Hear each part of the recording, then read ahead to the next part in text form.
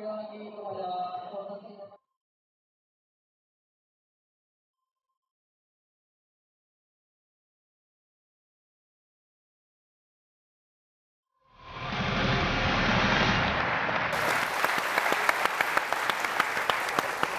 itu tadi gambaran yang membuat rakyat Indonesia sempat, termehek-mehek karena melihat stadion yang sudah begitu megah, sudah begitu cantik, kemudian dirusak oleh ulah oknum supporter.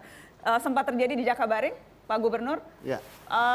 Waktu itu memang tidak bisa diantisipasi sebelumnya.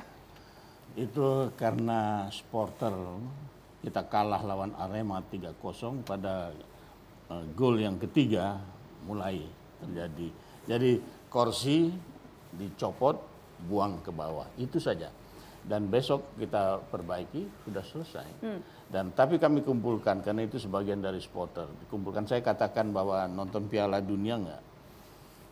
Jerman kalah, Inggris kalah, kemudian Brazil kalah, supporternya enggak ngerusak stadion di Rusia.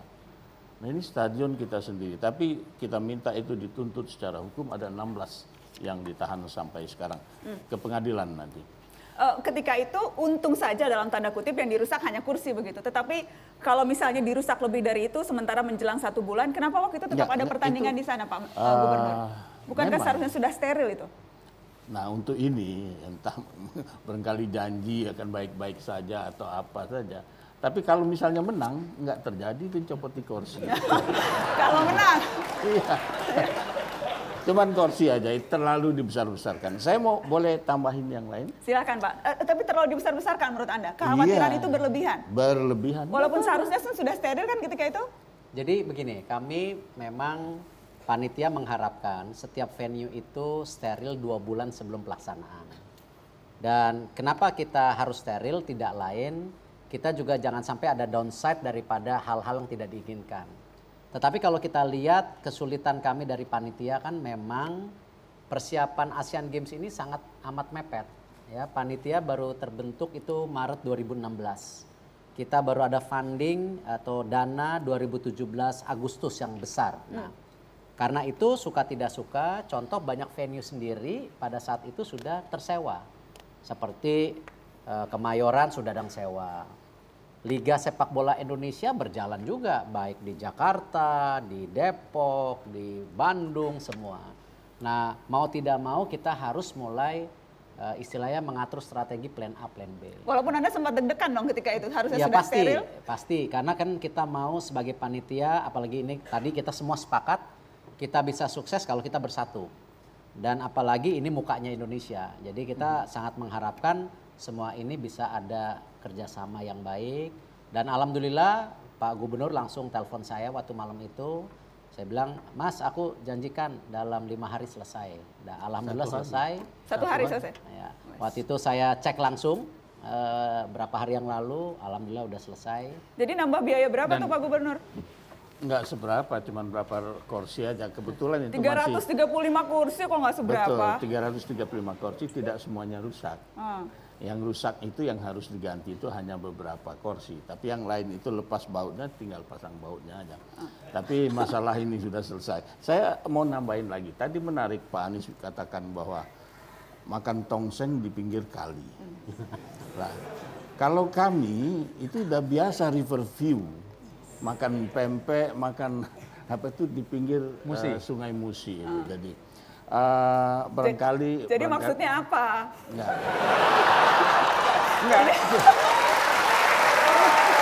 Enggak ada maksud apa-apa. Oh, iya. Enggak ada maksud apa-apa. Ini dari tadi kirim kode-kode terus nih Pak Gubernur nih, kode-kodenya coba tolong agak terbuka lah malam ini kode-kodenya. Kode apa? Enggak ada kode-kode di sini. Intinya jadi maksud saya begini Pak. Kalau memang diperlukan bantuan dari Sumatera Selatan untuk menjernihkan Kali Item itu kami bersedia. Bagaimana Pak Anies? Sebab ini sahabat saya dari dulu, nah kemudian mau langsung ke... Dijawab dulu dong, Mas Anies. Gini, malah tambah keruh nanti kalau jamin tambah keruh. Karena mereka tidak berpengalaman menghadapi sungai seperti ini. Berhadapannya dengan lingkungan yang bersih, nyaman. Itu kurang menantang. Kurang menantang sama sekali. Yang menarik itu adalah keruh ya. ketika, loh ya, musi gitu ya, itu kan lain gitu. Jadi justru menurut saya di sini menariknya. Kembali kepada seperti ini. Peristiwa-peristiwa ini seringkali secara proporsi itu kecil. Secara proporsi. Tetapi di dunia digital hari ini, yang kecil bisa dibesarkan. Dan yang besar bisa dikecilkan. Sebuah peristiwa bila kita dorong bisa jadi trending topic. Dan tadi Mata Najwa ambilnya trending topic. Percakapan nyata di masyarakat tidak selalu mencerminkan apa yang muncul di trending topic. Justru kita sebagai penyelenggara itu harus fokus. Kita disebut sukses atau gagal bukan bila jadi trending topic. Kita disebut gagal bukan karena muncul sosial media. Ya. Kita gagal atau berhasil apa yang direncanakan dan apa yang terjadi. Disitulah letak kunci keberhasilan atau kegagalan. Dan kita fokusnya di situ. Ya. Yang tadi itu Mas misalnya Anies target bukan, yang sungai. Mata Najwa tadi bukan trending topic, tapi pemberitaan media Conversation. online. Bukan conversation, jadi pemberitaan media online. Tadi jadi kebakaran hutan, PR-nya Pak Gubernur, kemudian soal Zohri, kemudian juga soal ancaman Asian Games. Nanti ada perwakilan dari Polda yang juga bisa bicara soal ancaman Asian Games. Tapi saya terusin dikit aja. Dan media mencari berita dari media sosial. Itu kenyataannya. Kuncinya adalah sebetulnya begini. Begitu kita bicara Asian Games, pastikan perencanaan itu yang menjadi fokus kita. Ya. Karena kalau kita tidak fokus ke situ, nantinya kita justru memfokuskan pada masalah-masalah yang dianggap besar di masyarakat.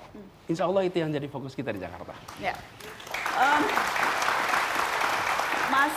Mas Imam, kalau Anda sendiri, saya boleh tahu, apa kekhawatiran terbesar Anda? Atau betul-betul sekarang sudah tenang, atau pastinya ada dong 2 minggu menjelang, apa yang bikin galau itu apa Mas Imam? Tentu bicara galau sudah sejak 3 tahun yang lalu, Mbak. Karena persiapan itu sudah kita lakukan sejak 3 tahun yang lalu, dan sekarang ini tunggu masa-masa mendebarkan menurut saya. Karena semua atlet sekarang sedang berjuang secara lahiriah, mereka berlatih, bertanding, dan tinggal kapan tanggal 18 itu ada di depannya. Nah, namun demikian sekarang yang paling penting adalah kesiapan infrastruktur sudah berjalan dengan baik, luar biasa. Penyelenggaraan, Pak Erik, luar biasa, Inasgok, luar biasa. Dukungan dari masyarakat luar biasa. Sekarang yang paling penting adalah mendoakan para atlet yang sekarang sedang menunggu tanggal-tanggal paling penting itu untuk memberikan yang terbaik. Karena secara fisik mereka sudah berlatih, tinggal sekarang batin dan spirit yang perlu kita dorong bersama-sama. Oke. Kita akan juga diskusi, ada perwakilan sejumlah atlet yang hadir di Mata Najwa. Setelah ini kita juga akan diskusi dengan para atlet kita setelah pariwara, karena jangan kemana-mana, tetap di sini di Mata Najwa. Selalu ada inspirasi baru untuk mengawali cerita. Bukan lagi tentang menang atau kalah, tapi tentang makna sebuah kebersamaan. Asian Games 2018. Doa dan restu melapangkan jalan kemenangan. Asa dan cerita tercipta dari berjuta makna di balik aksi.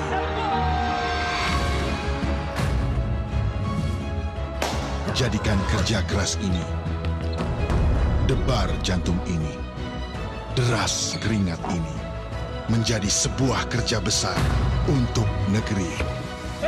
Perjuangan ini, perjuangan bersama. Karena kamu, kita, saya, tim Indonesia.